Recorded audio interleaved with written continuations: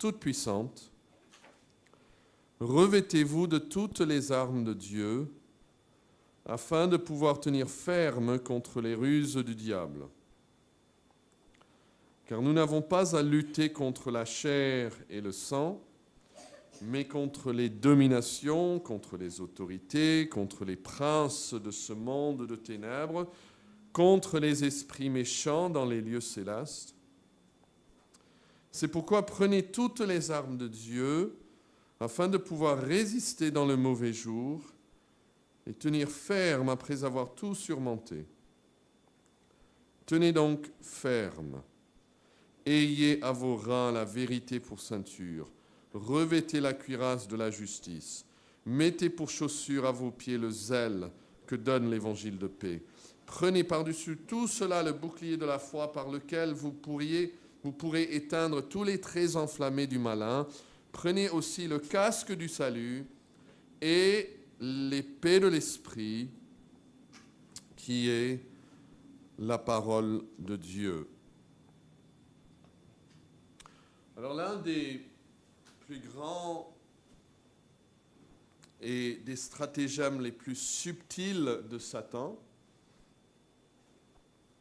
consiste, et nous avons parlé un peu de ça la dernière fois, mais consiste à séparer notre concept de la direction de l'esprit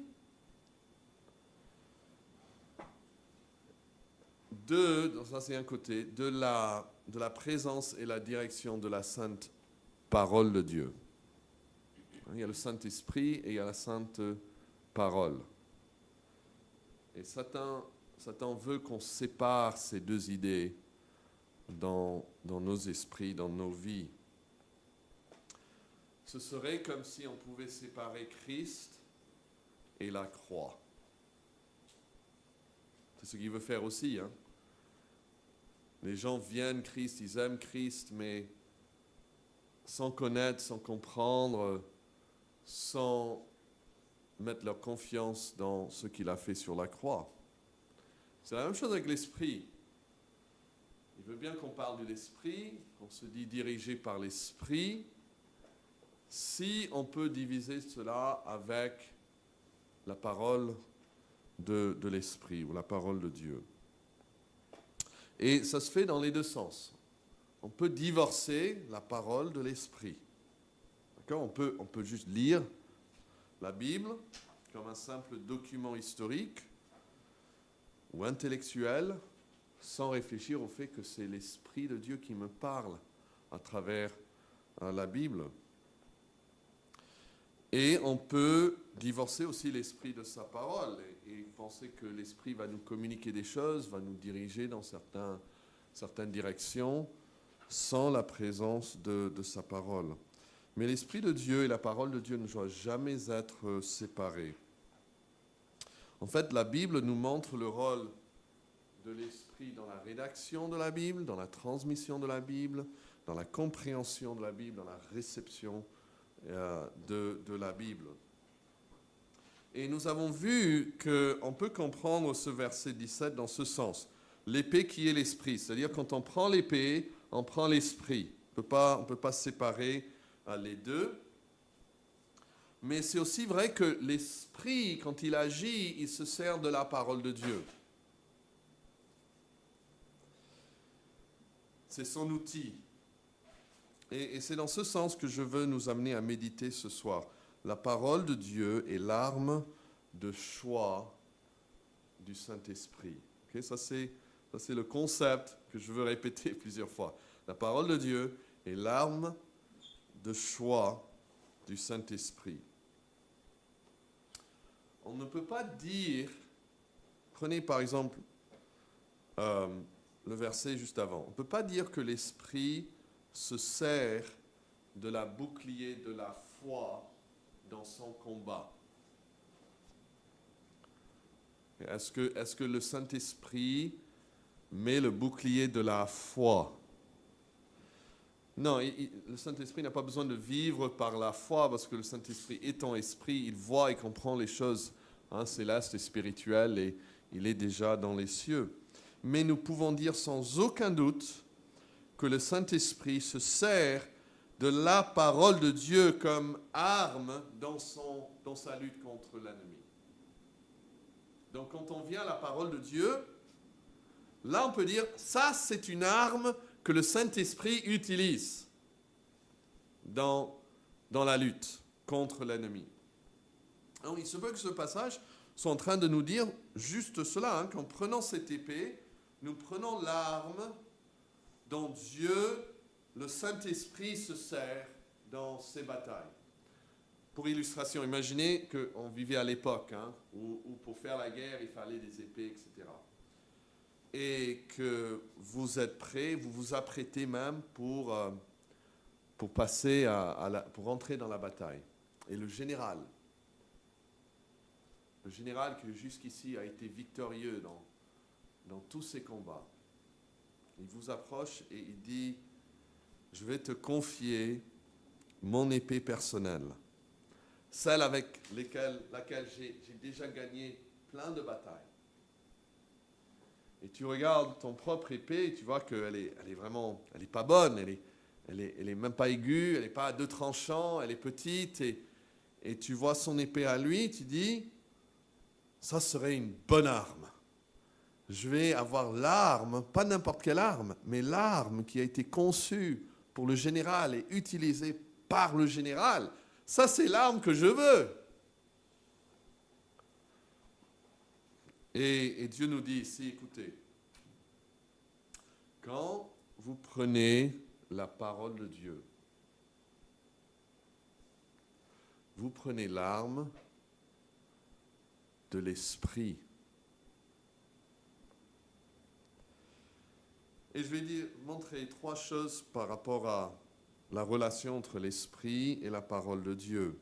Et la première, c'est ceci. On n'a pas de PowerPoint ce soir, donc vous devez bien écouter. Vous pouvez noter si vous voulez. La parole de Dieu, d'abord, c'est l'arme que l'esprit s'est forgé lui-même. C'est l'arme que l'esprit s'est forgé lui-même. Il a, si vous voulez, c'est comme si le général disait, c'est moi qui l'ai fabriqué, c'est moi qui l'ai fait.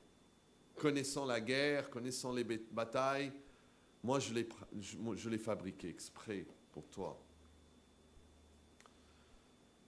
Je vais vous donner plusieurs versets ici, vous n'avez pas besoin de les chercher, mais en parlant de la loi de Moïse, Zacharie 7,12 dit, ils rendirent leur cœur dur comme le diamant pour ne pas écouter la loi, et les paroles que l'Éternel des armées leur adressait par son esprit. Donc, l'esprit est l'auteur de la loi de Moïse. Acte 4, versets 24 et 25. Lorsqu'ils l'eurent entendu, ils élevèrent à Dieu la voix tous ensemble et dirent, Seigneur, toi qui as fait le ciel, la terre, la mer et tout ce qui s'y trouve, c'est toi qui as dit par le Saint-Esprit, par la bouche de notre Père, ton serviteur David. Et puis cite les psaumes. Pourquoi ce tumulte parmi les nations? Donc, on voit que le Saint-Esprit est associé donc avec la rédaction des psaumes. On voit ça aussi en Matthieu 22, où il dit, Jésus leur dit, comment donc David, animé par l'Esprit, et puis il cite le psaume 110.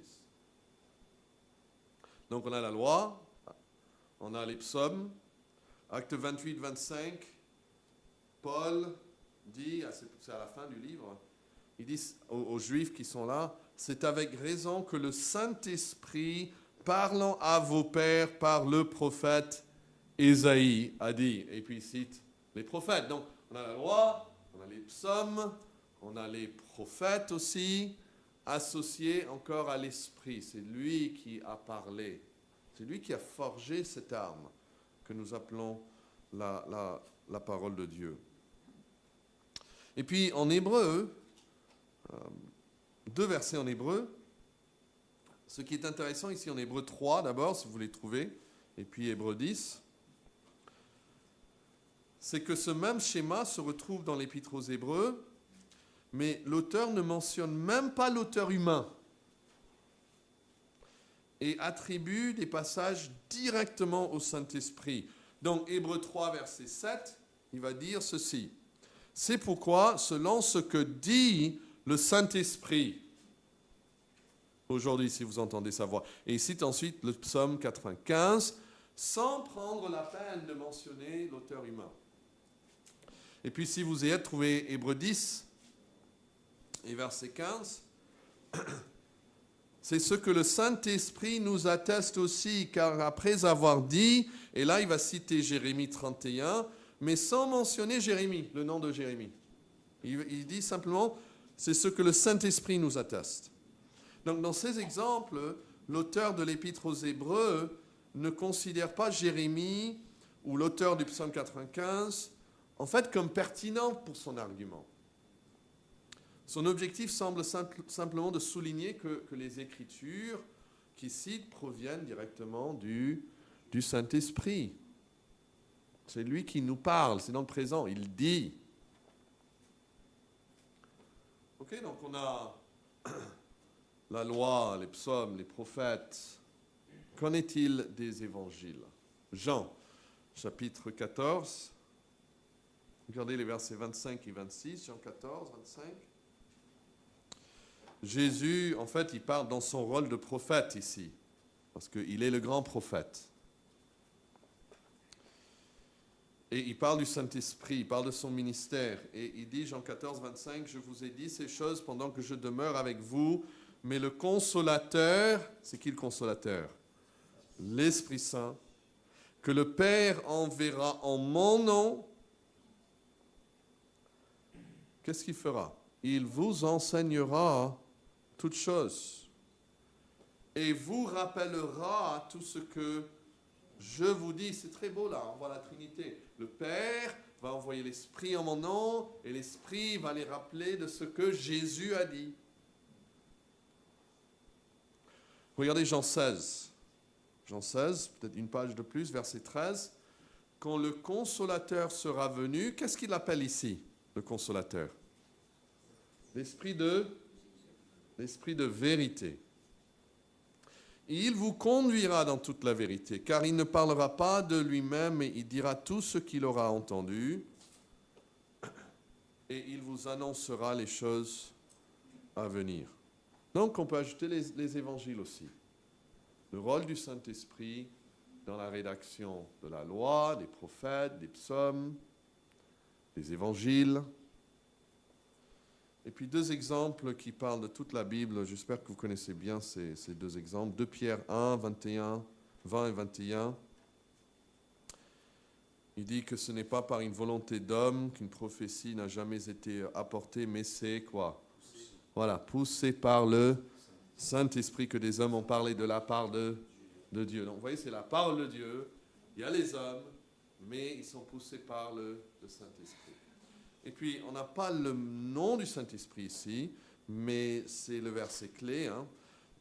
2 Timothée 3, 16 et 17. Toute écriture est, voilà, inspirée, soufflée de Dieu. Soufflée de Dieu. Dieu le Saint-Esprit est utile pour enseigner, pour convaincre, pour corriger, pour instruire dans la justice, afin que l'homme de Dieu soit, c'est parti de mon tête, accompli et propre à toute bonne œuvre. Donc, la parole de Dieu, c'est l'arme que l'Esprit s'est forgé lui-même. Okay? On va imaginer comme une arme, il l'a forgée. Et puis, deuxièmement, la parole de Dieu, c'est l'arme que l'Esprit utilise aussi lui-même. Donc, il a forgé cette arme, cette épée, mais l'Esprit l'utilise. Comme j'ai dit, il n'utilise pas forcément le bouclier de la foi, mais quand l'Esprit va à l'attaque, il se sert de la parole de Dieu. Alors, 4 exemples pour cela. Le premier, c'est en Luc 4. Luc 4. Et versets 17 à 21. Luc 4, versets 17 à 21. Nous sommes au tout début du ministère de Jésus. On ne va pas lire tout le contexte, mais il est dans sa ville natale. Et Luc 4, verset 17 dit, on lui remit le livre du prophète Ésaïe, et l'ayant déroulé, il trouva l'endroit où il est écrit, et sachez que plus tard, il va dire, ça se passe aujourd'hui dans ma vie, dans mon ministère, mais verset 18 dit, et il cite maintenant les prophètes, « L'Esprit du Seigneur est sur moi. » Waouh, ok. Il m'a oint. Le mot, celui qui est oint, c'est le quoi? Voilà, c'est le Messie, hein? C'est le mot pour Christ. Donc il est le Christ, le Messie, il est oint pour faire quoi? Voilà, pour annoncer l'évangile, la bonne nouvelle aux pauvres. Regardez au début du verset 19, pour proclamer. Donc, vous voyez, donc, l'Esprit se sert donc de la parole de Dieu. Même le Christ, quand il vient, quand il est oint par l'Esprit, c'est pour proclamer, c'est pour annoncer la bonne nouvelle. L'Esprit a oint Jésus donc pour qu'il annonce une bonne nouvelle aux pauvres, qu'il proclame la liberté aux captifs, qu'il proclame l'année de la faveur du Seigneur. Il s'agit d'affirmations concernant Jésus qui parlait la parole de Dieu aux hommes.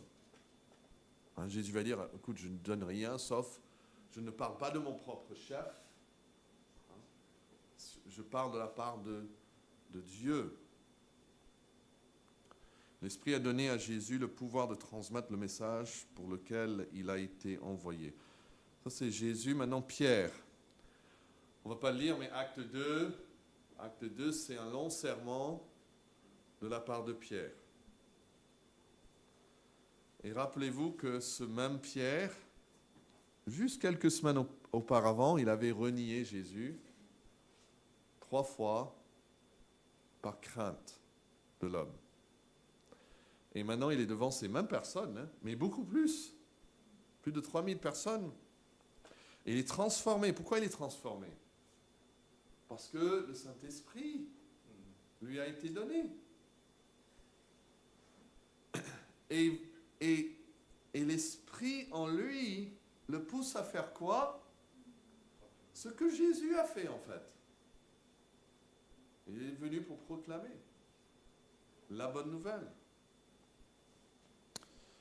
Et après ce sermon, 3000 personnes deviennent chrétiennes. Acte 4, verset 31, troisième exemple, les apôtres. On connaît Jésus, Pierre, maintenant tous les apôtres. Vers la fin, acte 4, 31, quand ils eurent prié, le lieu où ils étaient assemblés trembla. Ils furent tous remplis du Saint-Esprit et ils annonçaient la parole de Dieu avec assurance. Encore, le Saint-Esprit, quand il entre, quand il remplit, quand il fortifie, quand il donne cette assurance, que ce soit à Jésus, que ce soit à Pierre, que ce soit aux apôtres, c'est pour annoncer. Ça, c'est l'arme de choix du Saint-Esprit.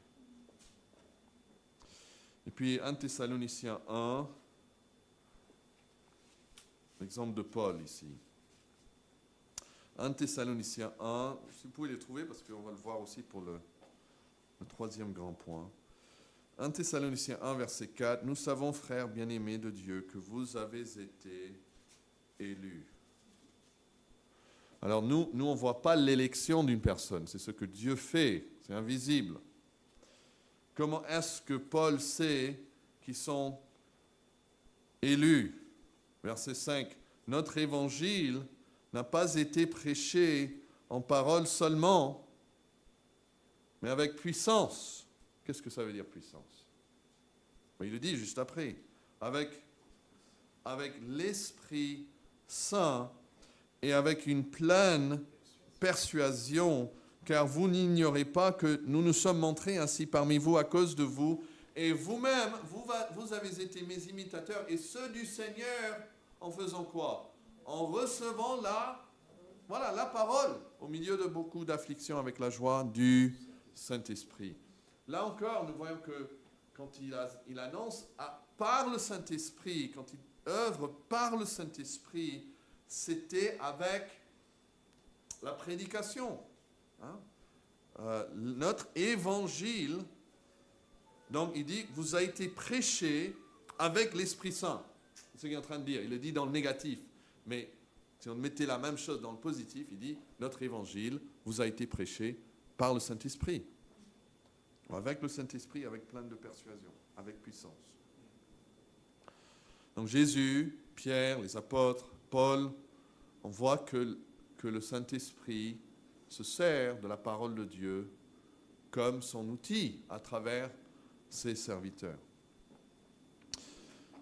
Charles Siméon, je l'ai cité il y a plusieurs semaines, et donc je lisais encore aujourd'hui, et il a dit ceci, il a dit « C'est par les Écritures que l'Esprit Saint parle aux hommes. Certes, dans les premiers âges du monde, donc dans ce qu'on appelle l'Ancien Testament, il a éclairé les hommes par des songes et des visions, mais depuis la publication de la parole écrite et surtout depuis l'achèvement du canon sacré, il a appelé les hommes à la loi et au témoignage. » Ça, c'est une phrase qui vient d'Ésaïe. « Ils ont Moïse et les prophètes, dit notre Seigneur, qu'ils les écoutent. » Luc 16, 29. Et encore, « Sondez les Écritures, car c'est en elles que vous avez la vie éternelle. » Jean 5, 39.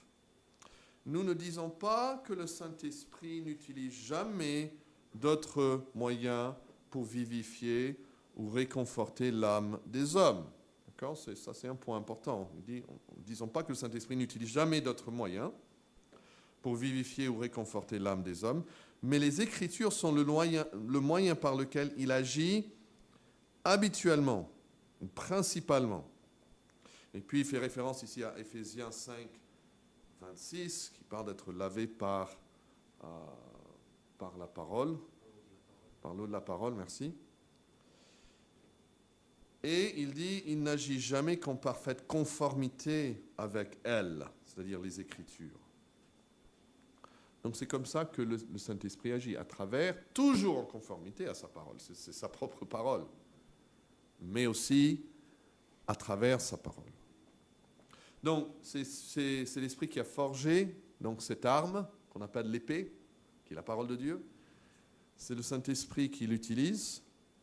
Et puis la dernière chose que je veux vous montrer, c'est que la parole de Dieu est l'arme par laquelle l'Esprit remporte la victoire aussi. Ce n'est pas seulement qu'il l'utilise, mais qu'il l'utilise avec efficacité. Il remporte la victoire. Ça, c'est l'arme qui va vaincre toute résistance quand elle se trouve dans la main du bon combattant. Parce que vous savez bien, prenez l'épée la meilleure du monde. Je parle d'une épée physique. Et puis donnez-le à Timothée. Vous allez voir que l'épée ne gagne pas tout seul la guerre. Il faut savoir manier une épée. Et la Bible, c'est l'épée du Saint-Esprit, pas seulement dans le sens qu'il a forgé, pas seulement dans le sens que c'est lui qui l'utilise, mais dans le sens que quand c'est lui qui est actif, il remporte la victoire. La parole de Dieu divorcée de l'esprit, en fait, n'a pas d'effet. Attention, ne tordez pas le sens de ce que je vais dire, hein. Mais écoutez-le bien. La parole seule n'est pas suffisante. Alors, on dit que la parole est suffisante, dans un sens. Mais notez, si vous êtes en 1 Thessaloniciens 1, verset 4, qu'est-ce qu'il dit ? Notre évangile ne vous a pas été prêché en quoi ? En parole seulement. Il peut y avoir un évangile en parole seulement. C'est bien évidemment le cas. Il dit que ce n'est pas le cas pour eux, mais il semble que ce soit possible. Moi, je peux prêcher, je mets ça entre guillemets, hein, mais je peux prêcher un très beau message, un très beau sermon. Je pense que c'est beau, peut-être les autres pensent que c'est beau. Mais si ce n'est que moi qui manie l'épée, elle n'aura pas de résultat. Mon évangile demeure parole seulement. Il faut que l'Esprit soit présent. Et il faut qu'il agisse. Et c'est pour cela que même la prédication de la parole, même vous quand vous prêchez, quand vous annoncez l'Évangile, n'a pas toujours le même effet. Il y a plusieurs facteurs, mais ça c'est un des facteurs. Il dit, notre Évangile ne vous a pas été prêché en parole seulement, mais avec puissance, avec l'Esprit Saint. Il était là aussi. Et nous voyons donc que c'est l'Esprit qui œuvre, qui fortifie même celui qui prêche, ou celui qui annonce, ou celui qui partage. Donne cette parole. Et donc nous voyons donc l'Esprit à l'œuvre. On a vu ça déjà, que ce soit dans la vie de Jésus, dans la vie de Pierre, dans la vie de Paul, dans la vie des autres apôtres. L'Esprit est à l'œuvre donc dans celui qui annonce. Mais il faut aussi que l'Esprit soit à l'œuvre dans celui qui écoute. Et juste un verset pour cela, c'est 1 Corinthiens 2,14. L'homme naturel, on lui donne les choses de l'Esprit. On lui montre l'épée de l'Esprit, on lui donne la parole de Dieu. Et l'homme naturel, que dit la Bible, n'accepte pas les choses de l'Esprit. C'est tout. C'est la fin. En fait, elles sont une folie pour lui. Et il ne peut les connaître parce que c'est spirituellement qu'on en juge. On dit spirituellement, c'est pour ne pas le distinguer du physiquement, mais il faut très... Non, en fait, écoutez d'autres traductions. Car seul l'Esprit de Dieu permet d'en juger. Car on ne peut en juger que par l'Esprit. Encore la même phrase, mais dans d'autres traductions françaises. Encore une troisième. Parce que seul l'Esprit de Dieu permet de les discerner. Donc il faut l'Esprit pour celui qui annonce, il faut l'Esprit aussi pour celui qui reçoit. Nous devons prier chaque fois que la Bible est donnée, ou la parole de Dieu est annoncée, que ce soit derrière la chair, que ce soit individuellement. Il faut prier pour celui qui annonce et pour celui qui entend. Il ne faut pas qu'ils soient des auditeurs oublieux ou des gens comme sur le bord de la route où Satan il enlève tout de suite la semence. Donc, pour conclure, ne cherchons jamais à voir l'Esprit de Dieu à l'œuvre sans son arme de choix, son épée qui est la parole de Dieu. Mais ne cherchons pas non plus à se servir de la parole de Dieu sans la présence et l'aide du Saint-Esprit. Il ne faut jamais chercher à diverser ces choses. Nous ne pouvons pas manier la parole divine tout seuls. Nous ne pouvons pas la rendre efficace. Elle restera parole seulement si l'Esprit n'est pas à l'œuvre. Donc, pour application, très pratique, demain matin,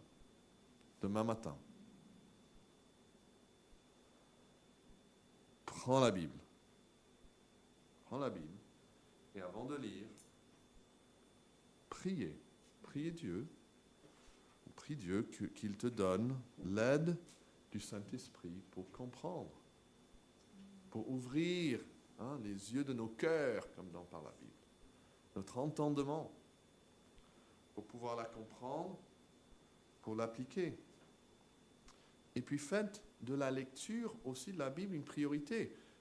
Si on ne lit pas la Bible, on ne peut pas dire qu'on veut que l'Esprit agisse. On ne peut pas... On a un homme fort, on dit, je le veux dans mon équipe. Mais avant qu'il vienne jouer dans notre équipe, on va lui lier les mains derrière le dos et on va lui lier les pieds. Qu'est-ce qu'il peut faire après? On veut bien que Dieu nous aide et on ne veut pas de son arme de choix. On ne veut pas lire la Bible, on ne veut pas la mémoriser, on ne veut pas la méditer. C'est ça qu'il utilise dans nos vies. Et puis quand nous allons partager la parole, priez que Dieu vous donne une plus grande mesure du Saint-Esprit pour que votre évangile ne soit pas prêché en parole seulement, mais avec puissance, avec l'Esprit Saint et avec une pleine persuasion. Parce que quand les gens sentent que nous sommes persuadés, ça communique aussi la force qu'a eu cette parole dans nos vies et qu'elle peut aussi avoir dans leur vie.